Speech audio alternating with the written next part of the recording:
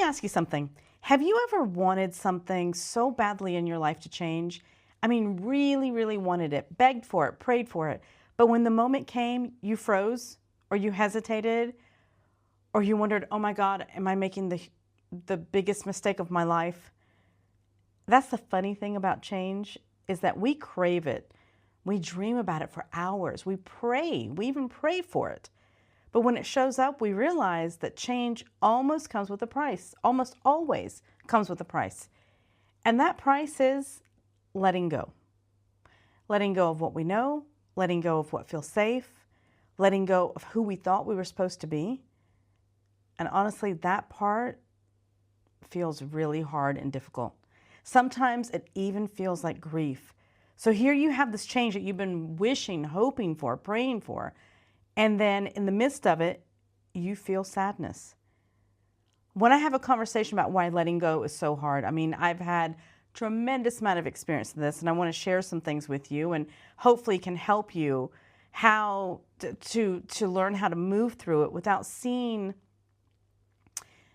the losing yourself part of it in the process, without clinging on to that. Because the fact of the matter is from day one, we start transforming who we are. We're not the same person. Whenever we're, 5 years old, we're not the same person that we were when we were a year old. When we're 5 years old versus 12 years old versus 18, we're not the same person. We change certain aspects. Now, certain aspects of ourselves stay the same. But it's kind of like, I was just thinking the other day, I was reflecting upon, I was thinking about a job that I had early on in my career. And it was great on paper. I mean, I was managing a lot of people. I had a lot of responsibility, the title, the salary, everything. And from the outside, it was the dream. And I thought it was the dream job. But inside, I was so unhappy. I worked with someone who was dominating, who really demanded that you work, 17 hours a day if you could, probably 22 if you could get you to do that. But and I knew that I needed to leave there because the environment was very toxic. It was not a good place. But from the outside, and the paycheck and everything was just great. It was wonderful. But I also knew that I needed to outgrow this. Like, it wasn't just about the money. I wanted to grow. But every time that I thought about walking away, I found a reason why to stay. And that voice would creep inside, who are you without this? What are you going to do? Are you going to find somebody that's going to pay you this much money and, to have this much freedom to a certain degree? And it wasn't just fear of the unknown, but I had built an identity around that role. And that's the part that a lot of people don't talk about. They talk about everything, checking all the boxes with your salary, your position, your title, all these things, but they don't talk about that maybe you've built your identity around that role. I mean, we play a lot of roles in our life. We have the role of, being ourselves, but also being ourselves in relationship to other people, being a sister, being a daughter, being a wife, being a husband, being a son, being a colleague, being a boss, being a business owner, whatever. We play a lot of roles. And during that time, I wrestled with that decision for months on end. I told myself, I was ungrateful. Like I would be a fool to give up that opportunity, and people would be, really beating down doors to have that opportunity. But what happened in that is that I found that you can be grateful for something and still know that it's time to let go. Even in relationships, this happens, right?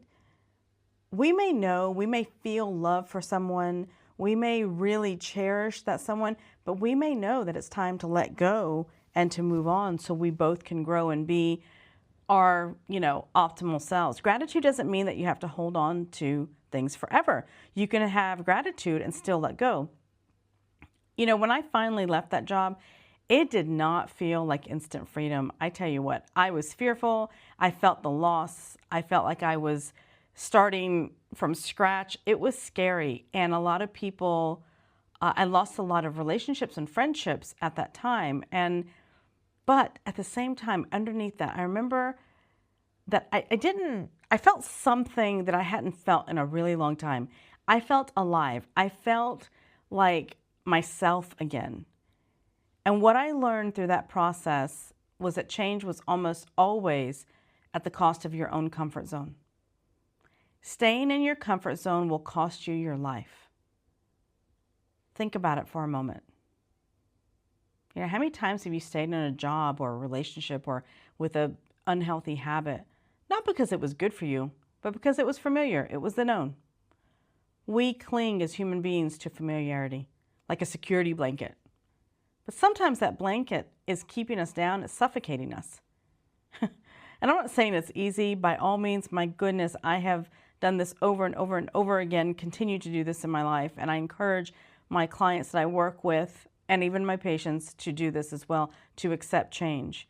But I will say it is definitely worth it. When I moved to a new country, I thought I was chasing an opportunity. Actually, I wanted to travel more. That was one of my biggest things. What I didn't realize is that I was going to be shedding an old version of myself.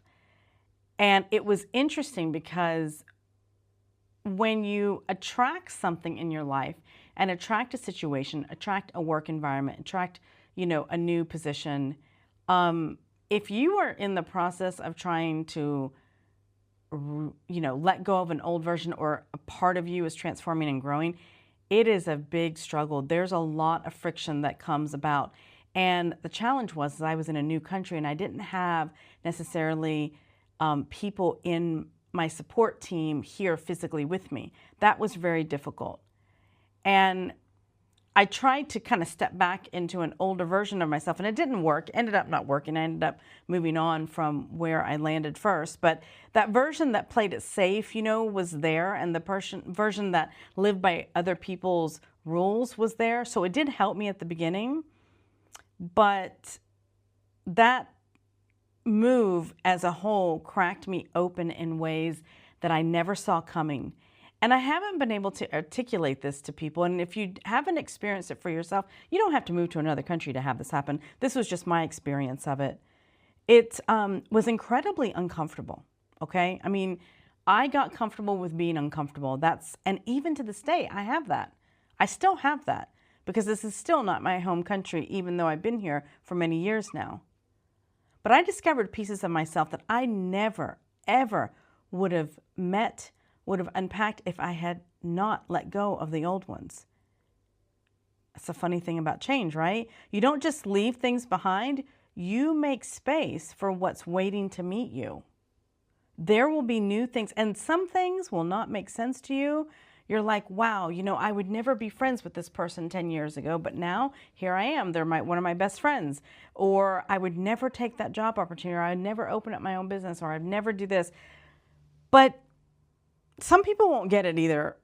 Some people won't get it. I have many family members and friends back home that totally do not understand me whatsoever. And every time I see them, I feel uncomfortable. I used to feel ashamed. I used to feel like I needed to hide, myself, kind of tone myself down in their presence. And to be honest with you, I just realized that it's probably their own insecurity of just not understanding what that experience was like, not even wanting to know or not even to ask how my experience has been or what it's been like. And I will tell you, growth will cost you people who prefer the old version of you, and that's okay. That is completely okay. And that is something that is part of the growth process. So why is the letting go so hard? It's because we are asked, where it asks us to surrender our control. As human beings, we love to control things. To trust the part of ourselves, to have faith and trust that isn't even sure what's next. To actually not be able to see if there is ground, the next place that you're putting your foot on. You're taking a step forward, but you have no idea what you're stepping onto. Are you stepping onto something? Are you stepping in the middle of, a pond? Are you stepping in mud? Are you stepping into thin air? Are you stepping on hard, solid ground? You have no idea. And you have to believe, even without proof, that you are capable of handling whatever comes your way. And I will tell you, it happens every time. If you will have a little bit of faith, not a little, a lot, and trust in yourself, And that is the hardest part. I think that's the hardest part of letting go, to believe that even if it's messy and the roads are winding and turning this way and going up and down, and even if it's lonely for a while, you're going to be okay. I still struggle with this. Letting go isn't a one-time thing. It's not like, okay, I let go and that's it. Sometimes it's daily and sometimes it's moment by moment. But on the flip side of letting go, that's where the joy is. That's where the freedom is, the growth.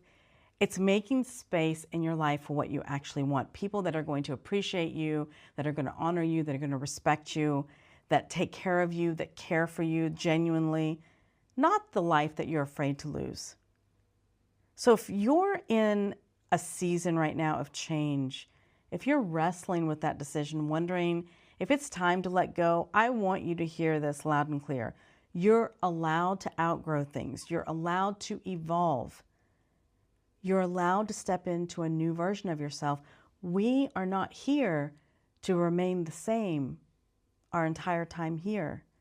Even if it scares you, even if other people don't understand, and it's not your job to make them understand, treat them with kindness and compassion.